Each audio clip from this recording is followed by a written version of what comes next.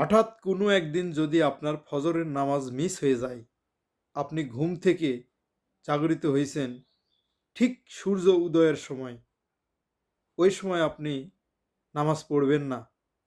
সূর্য উদয়ের সময় নামাজ পড়া নিষেধ। এটা সবসময় মাথায় রাখবেন। আপনি অবশ্যই সূর্য উদয়ের পরে সালাত আদায় করবেন। সেক্ষেত্রে আপনার নামাজ হয়ে যাবে, কোনো অসুবিধা হবে না। তারপরেও আল্লাহর কাছে ক্ষমা চেয়ে নেবেন।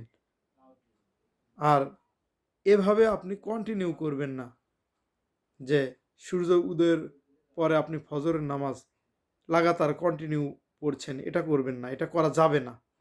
হঠাৎ যদি কখনো মিস হয়ে যায় সেক্ষেত্রে পড়া যাবে। আপনি সঠিক সময়েই ঘুম থেকে জাগরিত হওয়ার চেষ্টা করবেন।